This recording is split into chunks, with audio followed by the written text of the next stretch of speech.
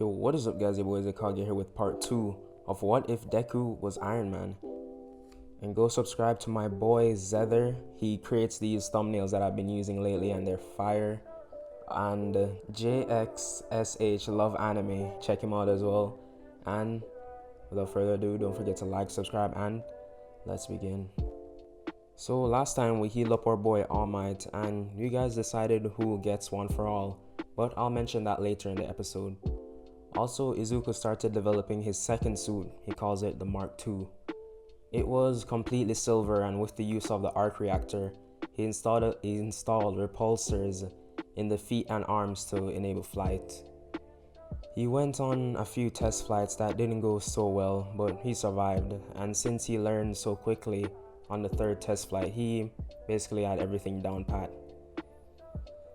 Now, with 2 months to go to UA, he started making his suit more offensive based, with the scanned hair he got from All Might and turning the repulsors into plasma blasts and repainting it to a gold and red color scheme.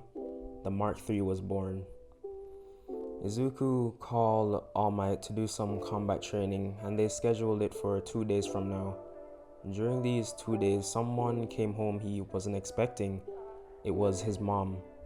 She hadn't been home in about a month, and whenever she does come home, it's only for a night and she just sleeps the entire time.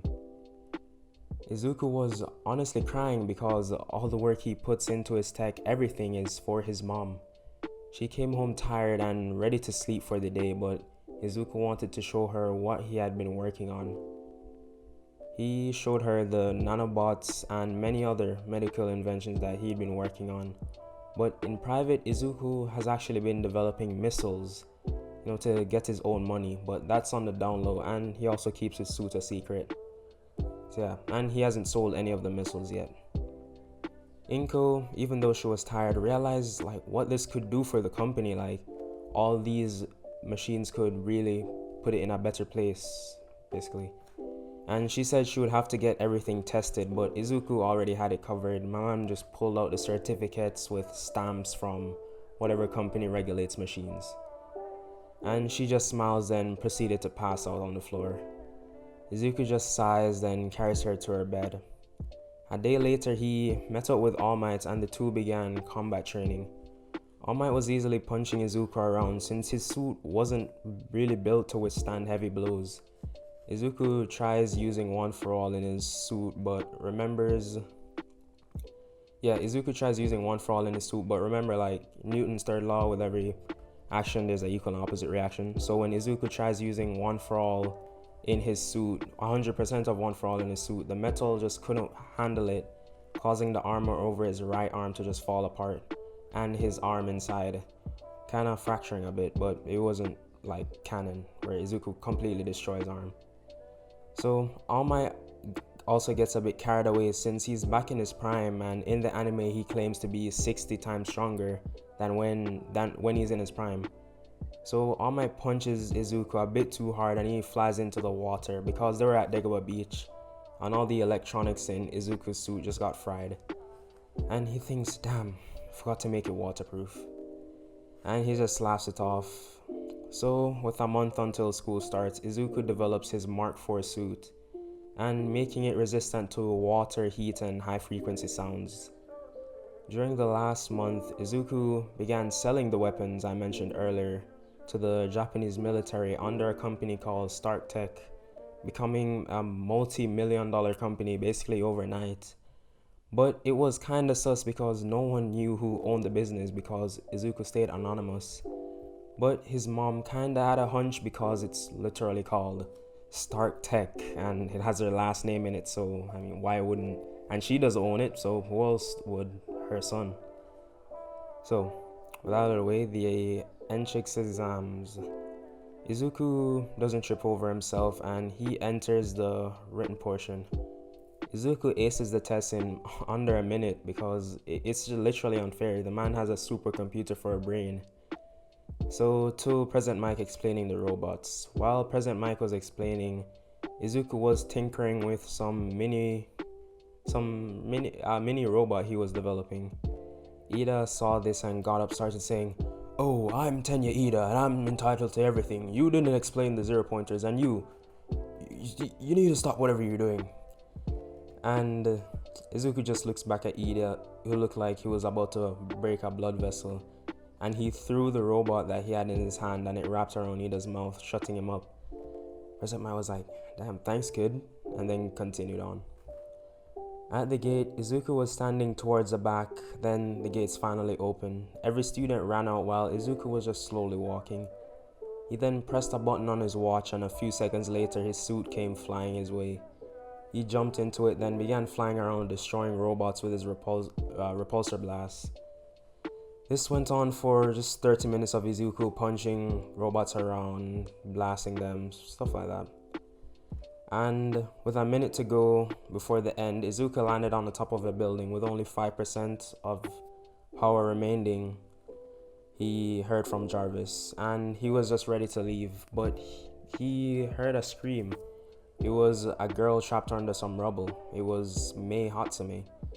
Izuku saw who it was, and with no other option, he used the last of his power in a single blast from his chest. Jarvis, revert all power into the reactor. Yes, sir. So, as the robot was about to step on Mei, Izuku shot the robot, sending it flying across the battlefield, and with no power left, Izuku fell towards the ground, but luckily was saved by a girl with a zero gravity quirk.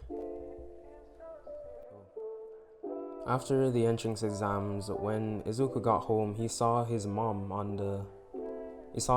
just drinking tea with some of the maids. She now has a lot of free time on her hands, and because the business is running smoothly, the new nanobots are getting integrated into most of the hospitals and just bringing in lots of money. Izuku was happy to see her and hugged Inko for what seemed to be an hour. Then they went for dinner and had some ice cream on the way back home.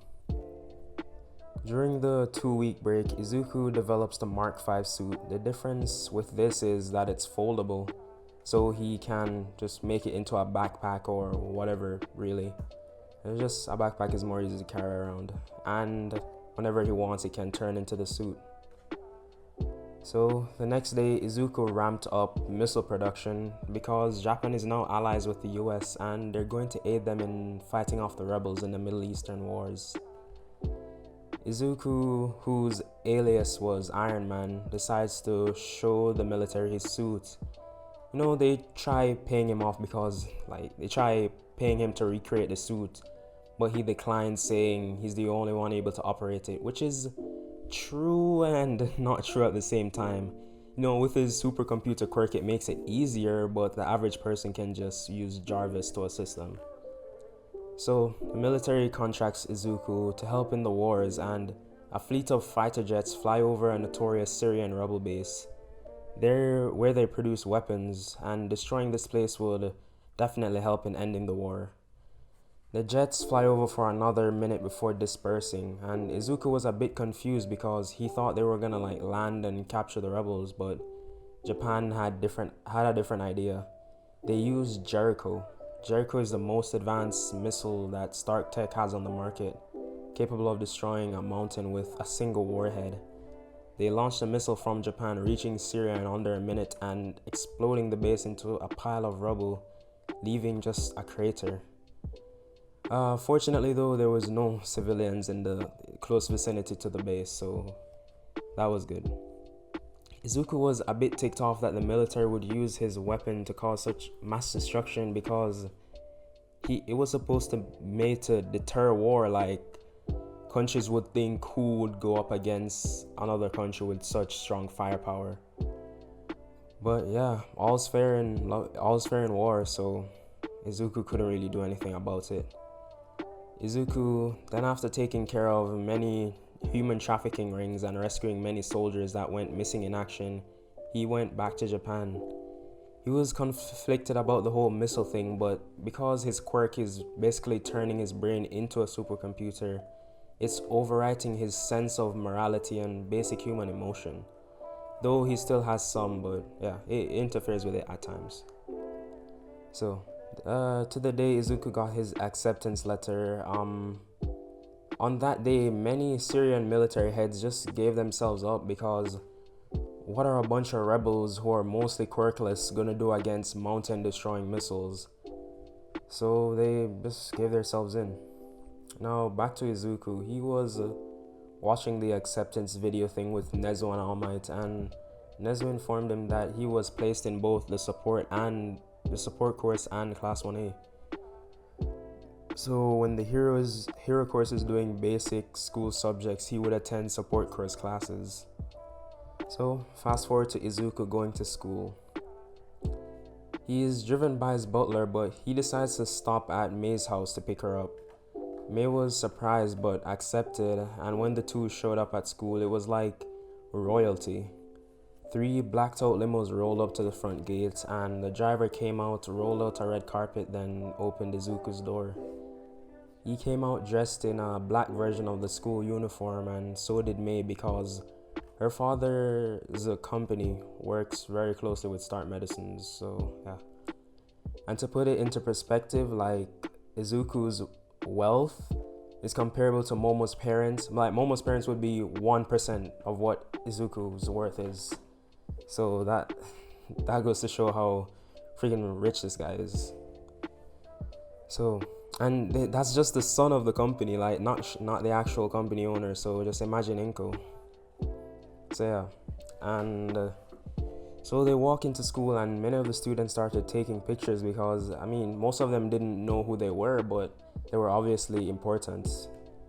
But Izuku and Mei's personal bodyguards was keeping everyone at bay and escorting them to the support course. Once they were there, Izuku made sure, Mei was settled, then leaves to go to class 1A. There, the class went silent as this kid who, say Izuku kind of looks like a mix of Tony Stark and, Izuku. So yeah, he walks in with a 7-foot giant walking behind him in a black suit. Izuku takes a seat near the back window while his bodyguard stands behind his chair. Everyone was wondering, like, who is this guy? But none of them watched the news, but actually only one person knew who he was. It was Todoroki, because Endeavor, like, heroes work closely with Start Medicines to get the best healthcare. So Endeavor visits, and meets with Inko a lot. So, they would know each other. And Izuku waves to Todoroki, and he waves back because they did talk a lot, so they were kind of friends. And yeah. So there was a bit of commotion, and Aizawa woke up. He was a bit irritated, but then got a bit scared because he saw this giant behind this kid. Wait, isn't that Izuku Stark?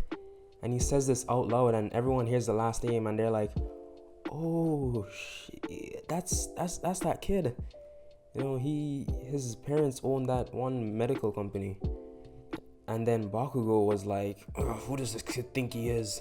Because all this time his ego has just been building up because no one like Deku was around to keep him in check.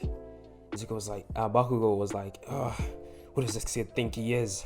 He tries reaching for Deku, exploding his table, but his bodyguard grabs his hand and started squeezing it. Bakugo was screaming like, let go of me. And he started squeezing harder, then Izuku just told him to chill out. And then the bodyguard just let go and pushed him back into one of the chair. And then the bodyguard went back behind Izuku's chair. Because I'm gonna say he actually has a strength enhancing quirk, but its max would be around like 10% of One For All, so not that much. So Bakugo went back to his seat, trying to hold back tears because that hurt like hell. Like he felt his bones cracking.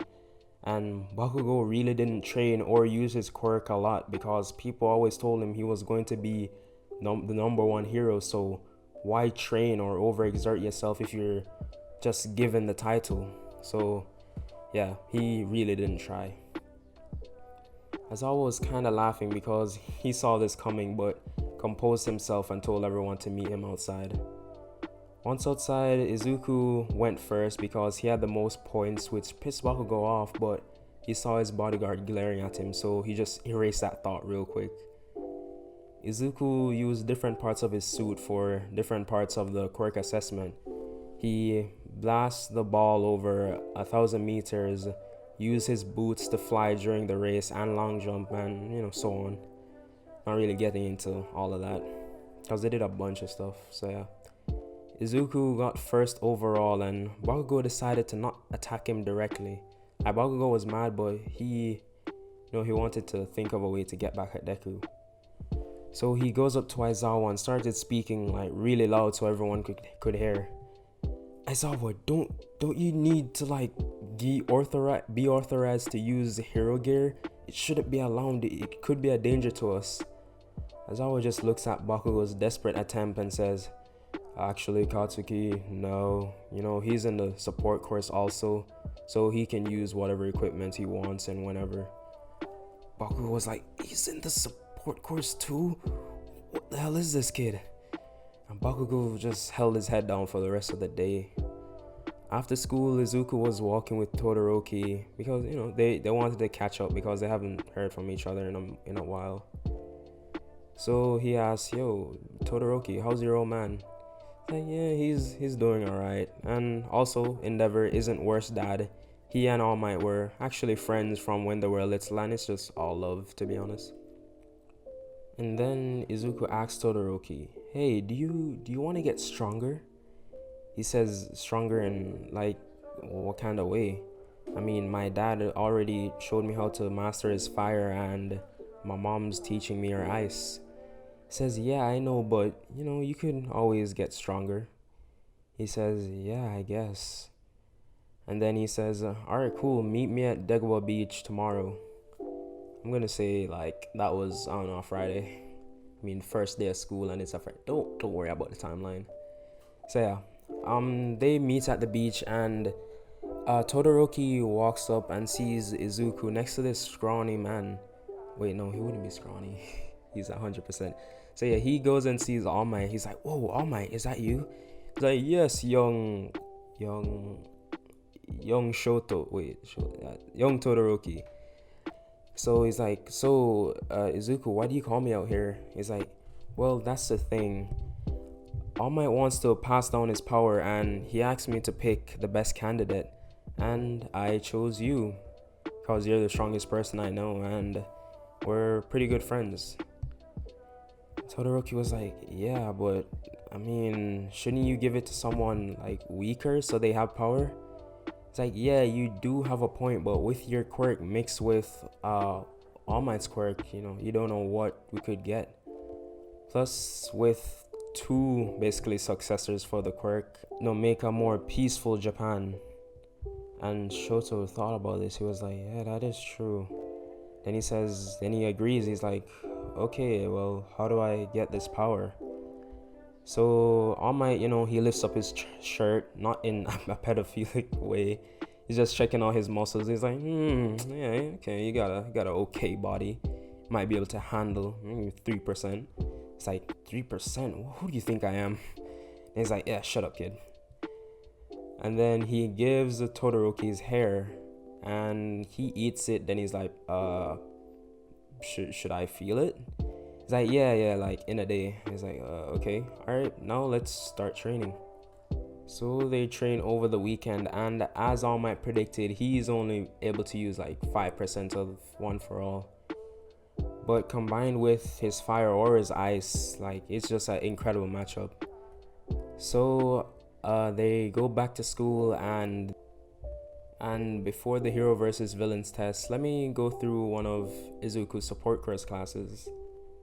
So while 1A is doing like math or English or Japanese or whatever, he goes to the support course. There he, sits with Mei, and they start developing some like sketches for some inventions. And Izuku, like, he was cool with his like foldable suit and everything, but it would just be easier for it to just go onto his skin. Like maybe he kept it somewhere more discreet, or someone could just snatch his bag.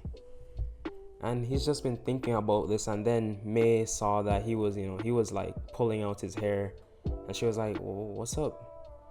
He's like, and he explains his whole dilemma, and she says, well, why don't you use your nanobot technology? They can do surgeries. Why not implement them in the suit?